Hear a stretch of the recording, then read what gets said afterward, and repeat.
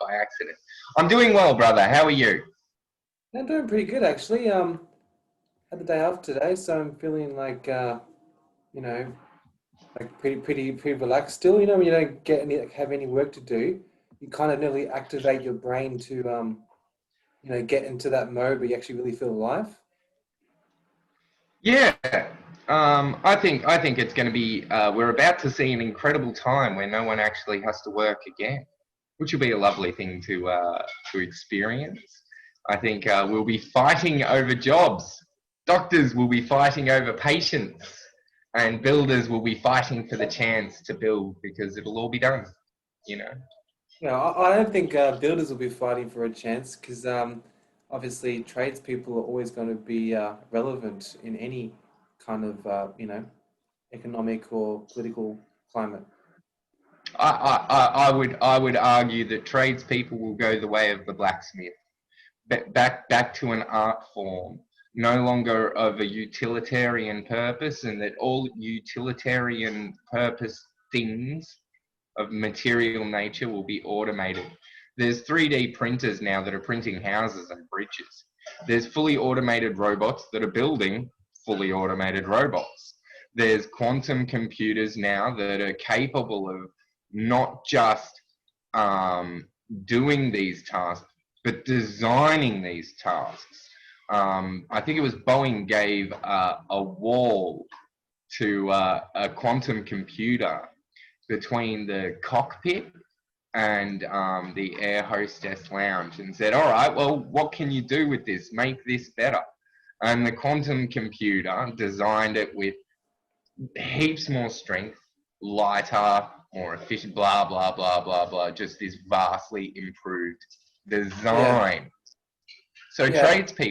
tradespeople can't compete with that. I'm sorry, if you're a tradesperson, if you're a carpenter, that IKEA flat pack that you're putting up is about to be handed over to robots, and you're gonna return to a place where your value to us in society is not going to be that manufactured thing. It's going to be an art form. It's going to be, something that you spend 15 years doing and making that cornice like no robot can, right? Like Yeah. no robot can. Well, I think we're pretty, that sounds very romantic, that idea, but I don't think we're that close yet. I don't think machines are as autonomous as we think, and I don't think it's that cheap. Like, they made electric cars in 1920s, but they're still not in mass production really now. So just because something is plausible in design doesn't make it practical for the masses, you know? Yeah, sure. Do you know what planned obsolescence is? Well, I mean, it might be like a particular term, but just definition itself means that a technology is like pretty much designed to, go out of fashion eventually. Right. So there's a documentary, and if you want to write this down for viewing later on, it's called "The Light Globe" or "The Light Bulb Conspiracy," I think it was. And the light bulb was the first thing to be used with planned obsolescence. It's an engineering term or a marketing term, really, these days. Hmm. So light globe manufacturers back in the 20s, they realized something. They were all competing to make a globe that was more and more efficient, right? And so they were competing and advertising for how many hours their light globe lasted. And then they all got together at a party, right? And had a couple of beers and whatnots. Hmm. And they realized that if they kept doing this, they were going to do themselves out of business. Oh, And if they kept making light globes lasting longer and longer, well, no one was going to need one anymore. Now, there's a light globe in a fire station in America, in New York, I think. I think it's New York. Don't still quote a me on light, that. right? Yeah. It's still going 100 years later. How many engineers does it take to change a light globe? Well, the real joke, yeah, is the engineer's going to design it, so you have to pay him to design it, to build it over and over and over and over and over and over. Mm. Every light globe you've ever changed in your life, every single one has been a waste of time. Now, when you really dig into planned obsolescence, you start realizing, and just jump onto, and I hate saying use Google, use DuckDuckGo because it's less censored. Jump onto DuckDuckGo and just ask anything. How many clothes are produced a year? How many phones? How many TVs on Earth? How many are produced each year? And you will be horrified. There are 80 billion articles of clothing produced each year for a population of 7.8 billion. 80 billion. And the bottom 2 billion only have one set of clothes. And that's just clothes. So, you know, people think there's this scarcity of resources and there's this scarcity of material here on Earth, and that is just not true. The true fact is that we've got this enormous hamster wheel, and you've got to really be at an Earth perspective to see it, because it's just that big. And the vast majority of human energy is going into building things that are already built. There are now dams being designed with planned obsolescence, so they have to be maintained, because that's great for business, isn't it? And there are now, you know, there are cars, there are phones, there are major infrastructure now being designed with planned obsolescence. And when I say, you know, automation is going to take over, you know, automation isn't going to be producing 80 billion articles of clothing a year. No. Automation is going, and our engineering, we're quite capable of producing a set of clothes that isn't going to tear, isn't going to get damaged, isn't blah, blah, blah, blah, blah. You know, nylon had to be re-engineered because it was too strong. And a woman would only need one set of stockings and it would last her life. So they re-engineered it so that it forms ladders. Yeah, and it cost them the equivalent of millions of dollars. You know, it's crazy. And I never understood those stockings. They tear so easily. Like, I don't understand, you know, in 2020, like that material, you know, you get it from Kohl's, like you pay $15 and women, they use them once, like they're disposable pretty much. Right. So the whole materialist world, the whole consumer world is just one big hamster wheel. That's all it is. And it's chewing up, you know, enormous amounts of environment in the process. And if you look again into another documentary, I could give you reference material and I could give you the scientific literature, right? But the fact is a documentary is just a really quick, easy way to get summaries. The plastic problem, because at the other end, we've got, I think it's, I can't remember, I'd have to look it up, but it's something crazy like 14 garbage trucks per day getting dumped into landfill full of clothing. And that's just clothing, you know, that is just clothing. Can I ask, where do you get your documentaries from though? Because I personally have seen a couple on Netflix and I was pretty skeptical. I felt like there was a bit of an agenda behind it, and you know, it seemed pretty simple and so stylized. Like, I feel like you have to be very careful where you get your documentaries from. Right. So I think, especially in today's world, I think there's no such thing as a trustworthy source, and everyone has to just get over it. All right. So none of the sources that you're reading should be considered trustworthy. Yeah. Get over it. Get over it. Yeah. Yeah. They've all got an agenda. And philosophers have been studying for a long time how to try and not be biased, right? How to not be fallacious, how to not have some sort of personal take on it, right? And they still can't do it. You know, quantum physicists are sitting there going, oh my God, us even looking at the experiment is interfering with it, right? So the idea that you're going to get an objective, balanced source is a joke, all right? It's a joke. It's a joke. So the trick is to know that you're always just getting one perspective, one carefully edited, carefully constructed perspective. Even mine, right now. Even this is that, right? And don't trust me as a source either. You know, that's the big point I'm making here, is that intelligent discourse doesn't just have that fallacious, oh, because they're an authority, it must be so, you know, and says, that I should look at all different authorities who are saying all different things. And then you all of a sudden realize that there are some real truths here that are common factors, and then there are real obvious deceptions. And the deceptions are only obvious when you look at all those different sources, right? And Hmm. if you're in, because if you're in one stream, whatever that stream is, whether it's Netflix or even some of the deep I'll call them conspiracy sites or uncensored sites. Some of them have some serious weird agendas to them. Yeah, it There could are be trolls as well, like actual right, planted right, people.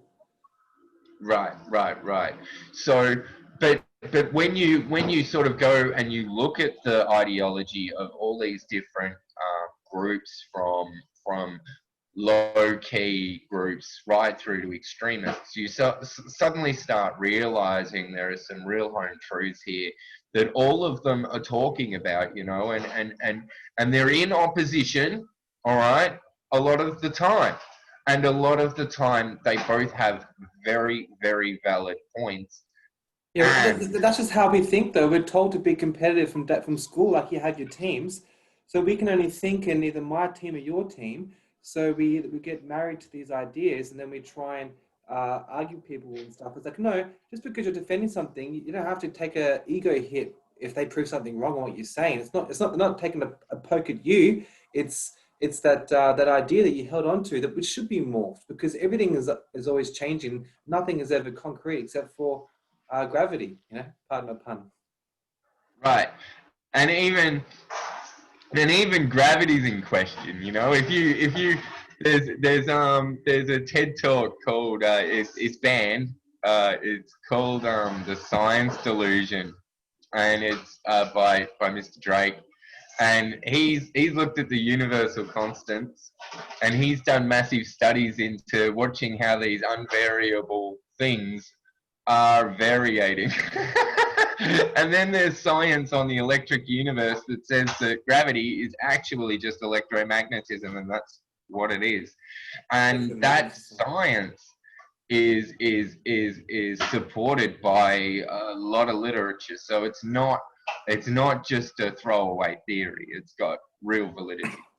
Well, yeah, how we conceptualize it may be a theory, but just the idea of it, and knowing, relying on it to exist is something that we can, and that's concrete. We can articulate and say, oh, this is how it began, but end of the day, we can't, uh, make it not exist just by thinking.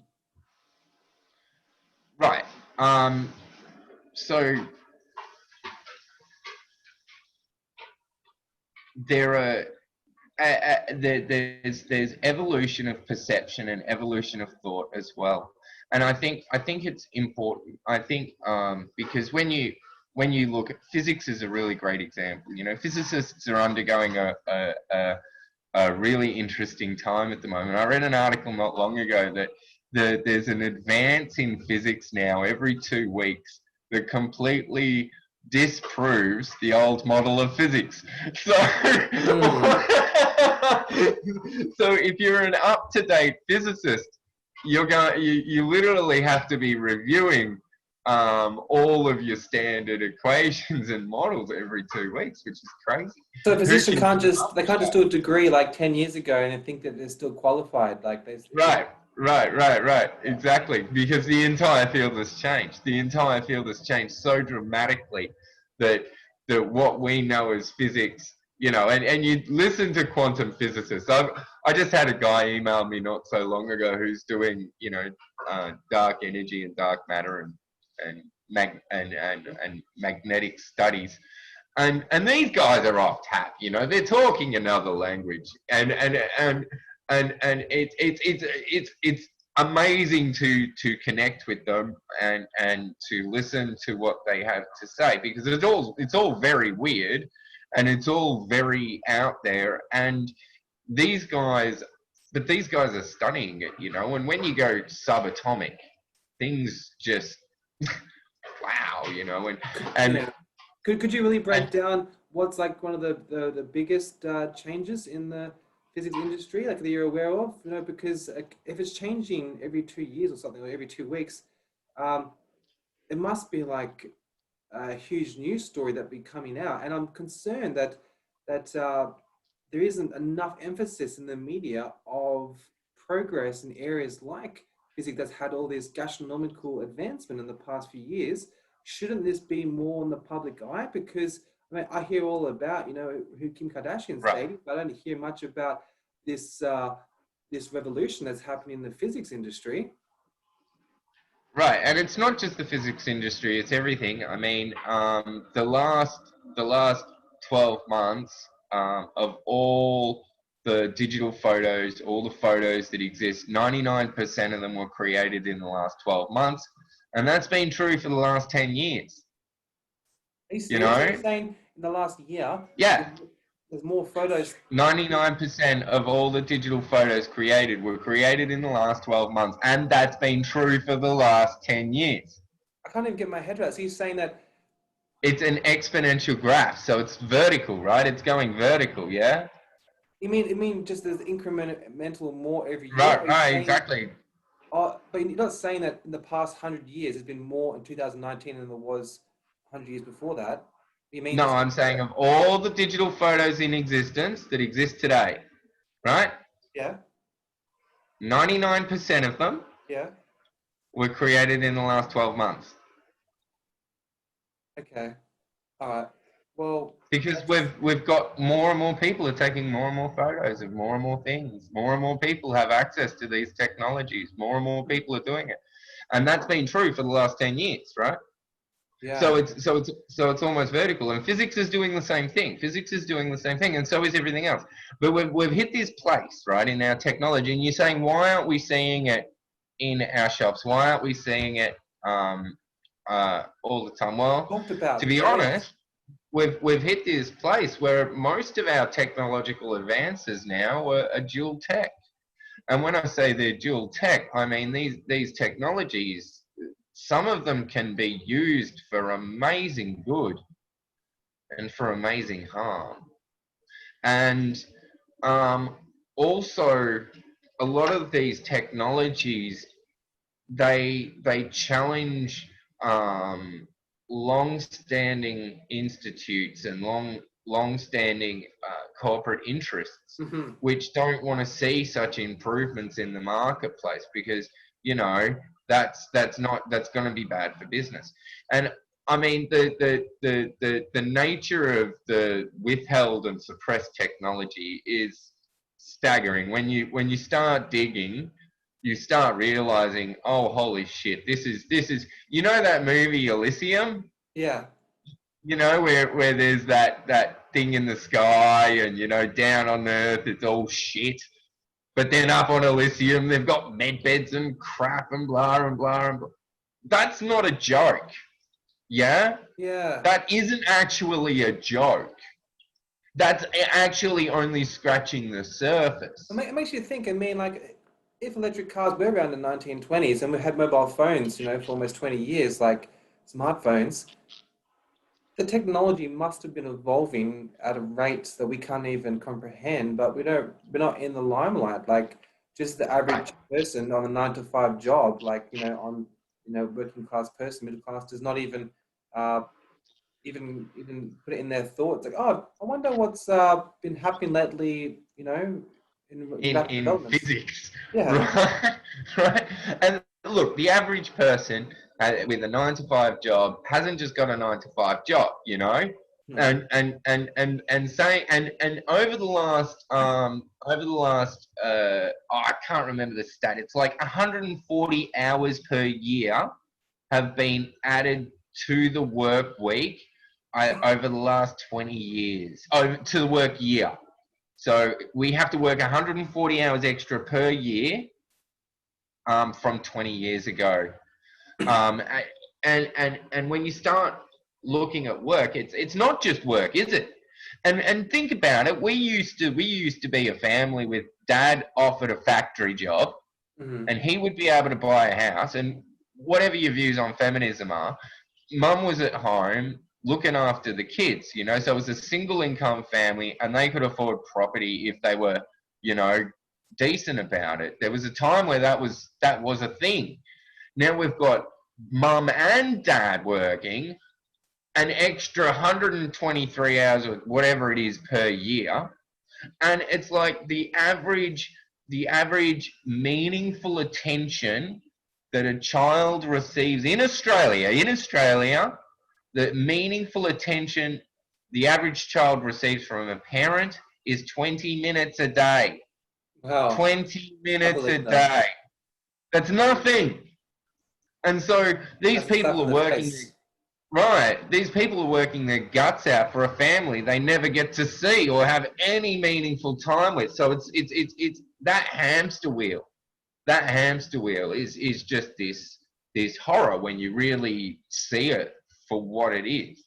Yeah, And the withholding of technology for political, military, intelligence, and religious and other agendas, and when you start looking at the list of agendas that are all at play here, you know, people say conspiracy theorists are crazy because they're connecting all of these dots that don't exist. that's And just I'm critical always like, thinking. right. And I'm always like, well, what? You don't think that there are multiple interest groups here on Earth that have a stake in the future of mankind? I mean, you know, that in and on itself is an obvious. Of course, the corporate interests all have a stake in what's going on today, right? Yeah. And It's what's just going hard for on people to tomorrow. put, it's hard for people to imagine there's people smarter than us, you know? Like, we always like to think we are above average intelligence. If you ask 99 out of 100 people, they'll think they're above 100, right? And so we Right. can't comprehend that there's incredibly intelligent psychologists and sociologists and market research people that can create these programs for us that control every aspect of what we do without our knowledge or consent. And, you know, the destruction of the family unit is pretty profitable to certain parties because the idea of having a broken family where the children are dependent on technology for uh, you know Everything. comfort and entertainment, Everything. that's great because they're going to pour their heart out, all their little wisps and fantasies and their tweets and their messages, and then all these big business companies are getting a full model of how the brain forms and how they can market things to people before they even know it. And um, it's incredibly sad to see like how it's not cool to be interested in family. And I feel like there's vested interests in perhaps foreign marketplaces to make it cool to not be a family person. Because a few years ago when I was like that too, I was thinking that it's such a 20th century thing to want to have that white picket fence with a suburban house with a monogamous relationship with a couple of kids that you put all your effort into. But then I realized, hold on, that's like, thank you. I'm thankful for those people that dedicated a part of their lives to raising children and staying together, even though they may have had fantasies of infidelity, but they didn't because they knew that overall impact on society is more important than their personal happiness. Like we're taught now, have your instant gratification, have your cake and eat it too. We're taught you can do whatever you want. You can flounder around when you're young, just get drunk every weekend, do whatever you want, and then you deserve. You're perfect the way you are. Have another cup of self-esteem. You deserve it. But that's not how life is, because also it's incredibly unsatisfying when you're spoon-fed everything and you just get entertainment from iPads. That's boring. Like I spent time with children, and when they on their iPads, after half an hour they're fidgety. They can't stand it, but like there's nothing else to do, and their parents they're just like they become addicted to those technologies. I remember being a kid. I'd go to restaurants with my parents. I'd be really shy. I was like sitting back, like observing. Right, I wasn't sitting there like, oh, how cool is this racing game? Even though I wasn't actively participating, I was still observing and probably developing a part of my character and personality without even realizing it. But that's all that's getting pushed away now, as especially now that everyone's getting technology addicted because of lockdown. People will never be the same again. I think people are going to be pouring their heart out on machines more than ever. Right. William Cooper, in his book Behold a Pale Horse, he was ex agent. claims to be ex-agent. He's got all the documentation in there to prove it. Mhm. You know, he got pretty high up apparently, leaked some pretty relevant information. He describes how they broke the family unit with the advent of the silicon chip. And with the advent of the silicon chip and the programming of the silicon chip, they were able to unlock the family unit economically and describe what was happening as in the family unit from an economic standpoint. And once they were able to do that, they could understand the flow of money that was happening internally. And from that, they were able to put economic factors in play. And that was really the beginning of the end of the family unit. Before that, they put experience and innovation in competition. They aren't in competition, but they did that. They made innovation cool and experience uncool by dint. And there went our elders, yeah, and they all went into nursing homes. And that was the first, because the elders would never have allowed it, right? The elders would never have allowed the cracking of the family unit, right? But they made experience uncool, didn't they? And they made it What out, do you mean and experience uncool? What do you mean? well, they made it out that the experience of our elders was all about the fact that they used to be carpenters and they used to be economists and shit. And who and Whereas, who so who presented this to the youth? Who made them think like old people are uh, talking about their careers all the time? see, the value that our elders bring, the value that they bring is in their experience with human relating. It's not Yeah. career. It's about how to be a good mum, how to be a good sister, how to be a good uncle, how to be a good man or woman or person in this world. And that's really where their value to society lies. But it was besmirched. It was placed into the material hamster wheel and putting competition with innovation. And then all of a sudden, the value of elders was forgotten and lost. And of course, Ah, I see what you right, mean. Sorry, just to recap, you're saying instead of people valuing wisdom and life experience, we're only valuing new stuff. Like, right, yeah, I can see the shift. Like in the 1950s, you look at the central lead actors or actresses, they're usually like in their 30s and they were called yeah, kids, right?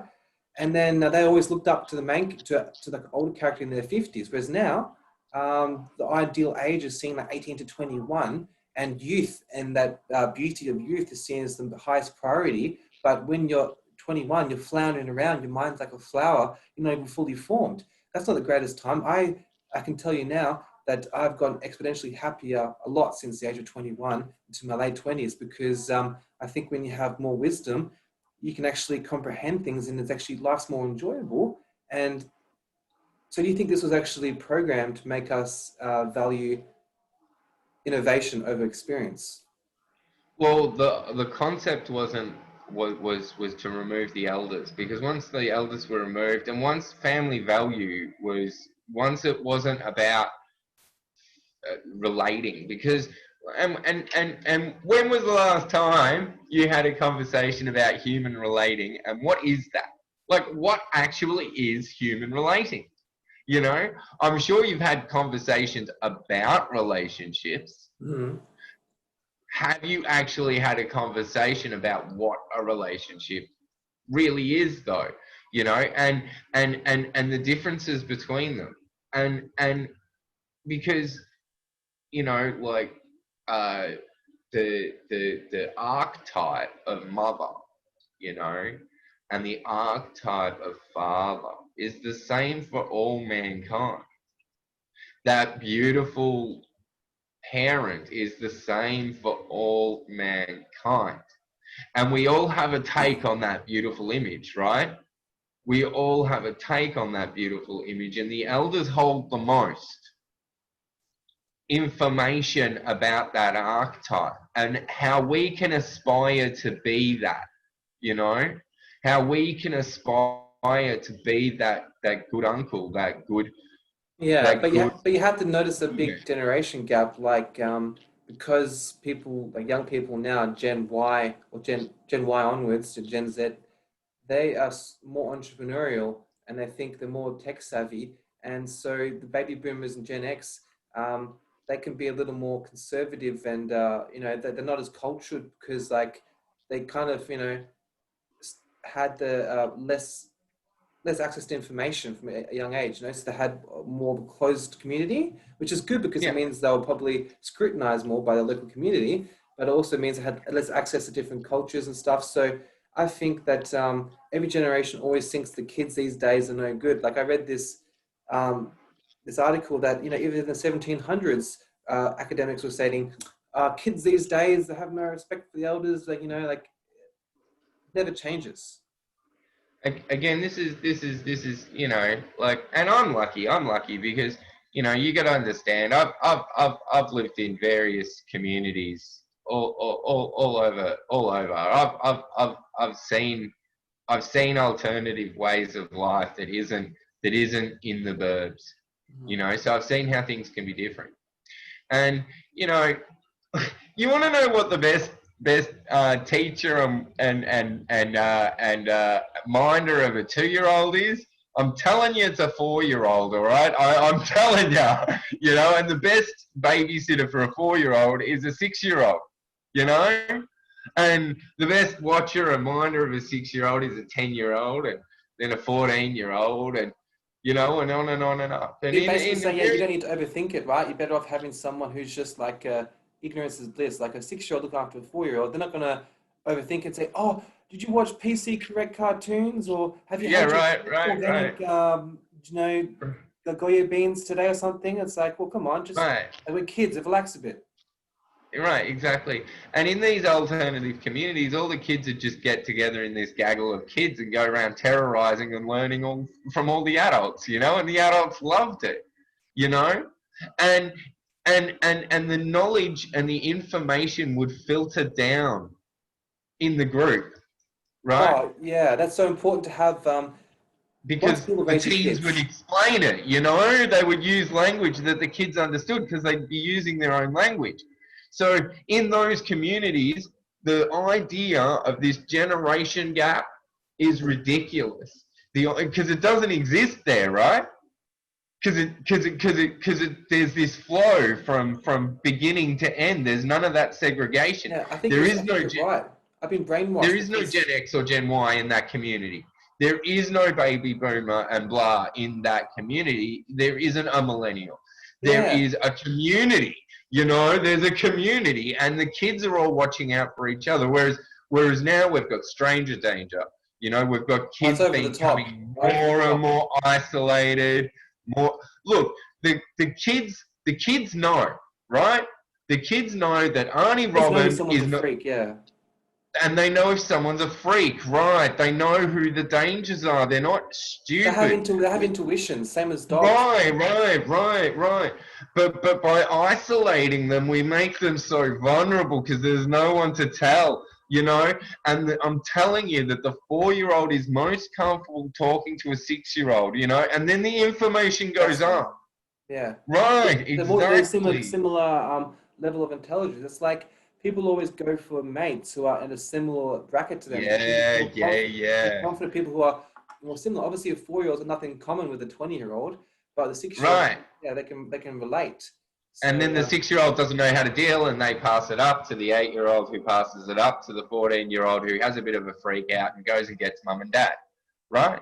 yeah, And that's how the freak on the corner used to be dealt with, and it wasn't so long ago. And there'll be people listening to this that remember a time when there was those gangs of kids that were running around the neighborhood having fun, not doing it, just being kids, and they ranged in age groups, and there'd be this girl dragging this little toddler behind her by the hand, I'm sure and that still happens though in like suburban communities, people like more regional Australia. It's just because we're living in Melbourne CBD where it's high real estate and it's busy streets, too many cars, so you can't have that that free thinking culture anymore. well, I think that's actually, again, that's to me, that's it's inverted thinking, because I mean, there's more people, so there should be more culture, so there should be more safety, there should be more eyes on our children, there should be more people standing up saying that this isn't right, this is wrong, this is good, this is, and all the freaks would be found in heartbeats if this was the Yeah, way of it. that sounds In like really heartbeats. nice, but we're supposed to have communities of 3,000 people. That's what Native American Indians did. That was the perfect amount per leader. Anything else is just turns into grandiose, and people just get greedy and corrupt in power, and you can't moderate it because in a community of 3,000 people, every personality type is relative, right? You know, you have the butchers, the bakers, the accountants, the debaters, you know, and everyone's relevant. But when you have 6.5 million people within the vicinity of a 40-kilometer radius, that's just going to get step on each other's toes, and it's not cohesive to natural living. Because I grew up in Perth, it was like 1 million people when I was there. So on the city streets, like you could play, and there'd be like a car coming every half an hour. So you had, you know, you run on the streets and say car, and then you run off. Whereas now, I mean, you can't have that, expect that lifestyle in a globalized society. Because you know, in the 90s when I grew up, Australia was this you know, little island country. Now it's a globalized world. There's people competing for that same luxury lifestyle that we have. That we're entitled in this, you know, being Anglo-Saxon Australians, thinking we can grow up and just, you know, going to live a comfortable life. But that's not true anymore, because there's people willing to work harder than us that can, just as hard as us, who can buy a piece of land and, you know, make us work a bit harder to compete with that. Yeah, so I think if we're going to talk politics, and which is what we're doing, you know, and I think one of the things we need to do is define it, and I want to define politics um, in in metaphor, because I think that's the easiest way, um, because when you say politics, most people picture a bunch of old men sitting around Parliament ranting endlessly about bullshit that doesn't matter, right? And and that's what, you know, you say politics, that's what's coming to people's heads, and they don't want a bar of it. But if I was to tell you that, you know, when was the last time you sat around with a group of friends and tried to decide on a movie to watch together? Because how you went about doing that and making that decision, that's politics, you know, because how we organize as a group, what we do to organize. Did you do a short list? Did you all vote on your favorite movie? Did you all vote on who should choose the movie?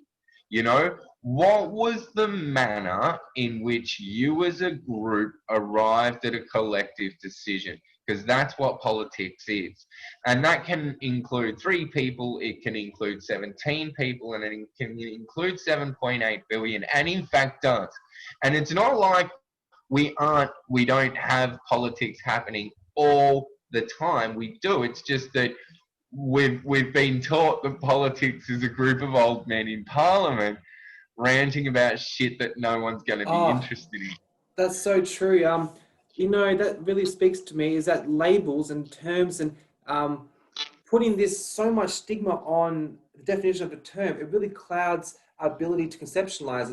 Like you said, politics, you're thinking a stuffy room with people in suits, you know, and they're like usually middle-aged or older, and they're usually, you know, born into wealth, and it's really hard to relate to that. But it's so important to actually, like you said, realize politics. Well, actually, you're doing that in a form of debating with your friends and giving evidence to support your claim why this movie is better than the other. And you know, you gave all these different styles of politics. You gave Democratic, you gave Republic, you know, or like you could have a system for people where one person is just so loud and says, "I demand this film," that everyone else says, Right, "Okay, we'll watch that movie because we don't want to deal with your tyranny."